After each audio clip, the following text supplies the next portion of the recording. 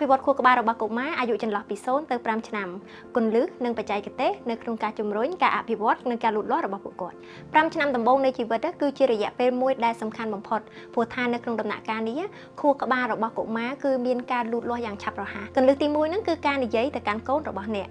ឃើញអត់មានជារឿងអីពិបាកទេគ្រាន់តែជារឿងសាមញ្ញមួយគ្រាន់តែជាការនិយាយទៅកាន់កូនរបស់យើងក៏អាចជំរុញទៅលើការលូតលាស់ខួរក្បាលរបស់ពួកគាត់ដែរអ្នកទាំងអស់គ្នាដឹងអត់ថាកូនរបស់អ្នកទាំងអស់គ្នាអាចចេះស្ដាប់យើងតាំងពីពួកគាត់មានអាយុ20សប្តាហ៍នៅក្នុងគល់ម្លេះអញ្ចឹងហើយនៅពេលដែលយើងព្យាយាមនិយាយជាមួយគាត់ព្យាយាមបានន័យថាច្រៀងចម្រៀងឲ្យពួកគាត់ស្ដាប់ឬមួយក៏រៀបរាប់ពីសកម្មភាពនានាដែលយើង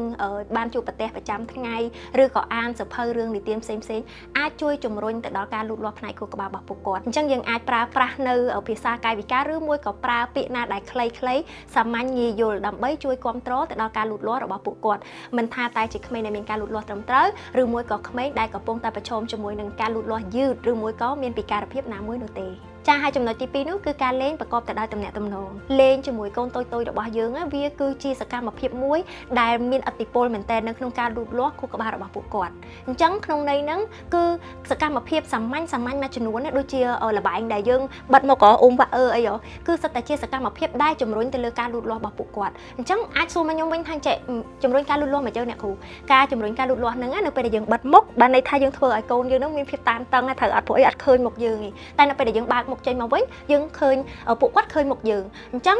គាត់ទទួលបាននៅអាភាពតានតឹងបន្តិចហ្នឹងដែលអភិវឌ្ឍឲ្យពួកគាត់ខ្លាយទៅជាក្មេងដែលធន់អញ្ចឹងនៅពេលដែលគាត់ទទួលយកភាពតានតឹងបែបវិជ្ជមានបន្តិចហ្នឹងនៅក្នុងហ្គេមជាប្រចាំថ្ងៃរបស់យើងដែលយើងលេងជាមួយគាត់ហ្នឹងអាចធ្វើឲ្យពួកគាត់ហ្នឹងធំទៅមានជំនាញទន់មានន័យថាខ្លាយទៅជាក្មេងដែលមានភាពនឹងណមានភាពអត់ធ្មត់ខ្ពស់មានការយោគយល់បានល្អអញ្ចឹងនៅក្នុងកន្លែងធ្វើការអញ្ចឹងការដែលយើងលេងជាមួយកូនគឺជាគ្រឹះនិងមូលដ្ឋានមួយដែលសំខាន់មែនទែនសម្រាប់ជំរុញការលូតលាស់ខួរក្បាលរបស់ពួកគាត់តែចង់បញ្ជាក់ប្រាប់កន្លែងមួយថាមិនថាអ្នកមានលុយទិញអីវ៉ាន់លេងថ្លៃប៉ុណ្ណាទេ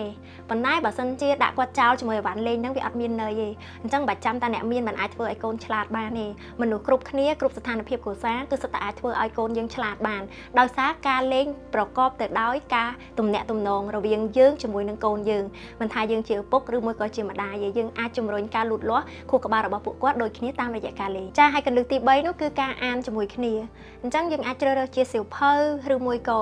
ជារូបភាពណាមួយដែលយើងអាចចំណាយពេលវេលាជាមួយកូនតូចៗរបស់យើងនឹងយើងអានជាមួយគ្នាបានព្រោះថាការអានគឺបង្កើននៅពាក្យថ្មីអញ្ចឹងចន្លោះពេលពី0ទៅ5ឆ្នាំហ្នឹងគឺជាពេលដែលកំពុងតែចាប់យកពាក្យអីអញ្ចឹងពេលដែលនៅទូចនៅក្នុងពោះហើយកើតចេញមក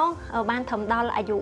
ពី0ទៅចន្លោះ1ឆ្នាំអីហ្នឹង1ឆ្នាំ2ឆ្នាំអីហ្នឹងពួកគាត់អត់ទាន់និយាយចេញមកក្រៅបានទេអញ្ចឹងប៉ុន្តែពាក្យអីដែលយើងនិយាយទៅគឺគាត់ស្រូបយកចូលទាំងអស់អញ្ចឹងនៅពេលដែលយើងព្យាយាមអានជាមួយគាត់ដល់វ័យមួយដែលគាត់ចេះនិយាយពាក្យដែលគាត់ធ្លាប់ឮយើងនិយាយជាមួយគាត់ហ្នឹងគឺគាត់នឹងបញ្ចេញពាក្យហ្នឹងមកវិញទាំងអស់ហើយចាហើយកន្លឹះទី4ហ្នឹងគឺពាក់ព័ន្ធជាមួយនឹងការលើកទឹកចិត្តឲ្យមានការធ្វើចលនានិងសកម្មភាពរាងកាយផ្សេងការលូតលាស់ផ្នែកកាយសម្បទារបស់យើងអញ្ចឹងក្នុងពេលហ្នឹងក៏ជាពេលសំខាន់ណាស់ដែរចន្លោះពី0ទៅ5ឆ្នាំហ្នឹងគឺយើងត្រូវតែជំរុញការលូតលាស់របស់ពួកគាត់តាំងពី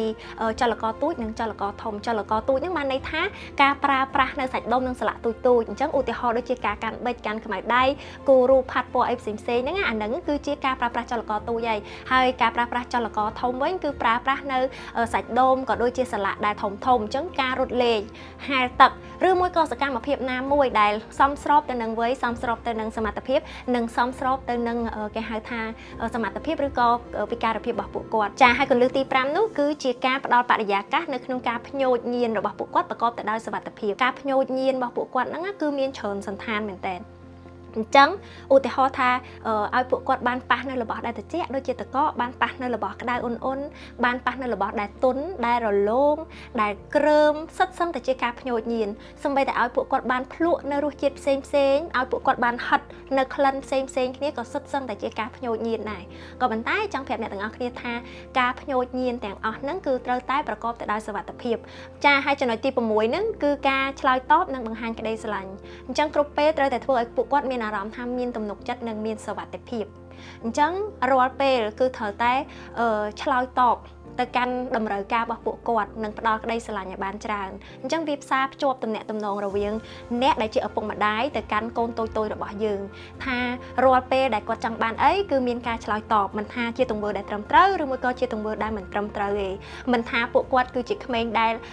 យឺតនៅក្នុងការនិយាយពិបាកនៅក្នុងការស្ដាប់គឺសុទ្ធតែទទួលបានការយកចិត្តទុកដាក់ពីយើងដែលជាឪពុកម្ដាយដូចគ្នាចាអញ្ចឹងនាងខ្ញុំសូមសរុបឲ្យខ្លីមកវិញថារយៈពេល5ឆ្នាំដំបូងនៃជីវិតវាពិតជាពេលវេលាមាសតែម្ដងពេលវេលាដែលសំខាន់ខ្លាំងនៅក្នុងការចិញ្ចឹមបីបាច់ថែរក្សាពួកគាត់អញ្ចឹងប្រសិនបើរឿងមួយដែលអ្នកទាំងអស់គ្នាអាចវិនិយោគទៅលើកូនរបស់អ្នកទាំងអស់គ្នាគឺការផ្ដល់ពេលវេលាការផ្ដល់ការលេងប្រកបទៅដោយទំនាក់ទំនងជាមួយពួកគាត់នោះគឺជាការផ្ដល់ការវិនិយោគដ៏ត្រឹមត្រូវមួយទៅលើកូនរបស់អ្នកទាំងអស់គ្នា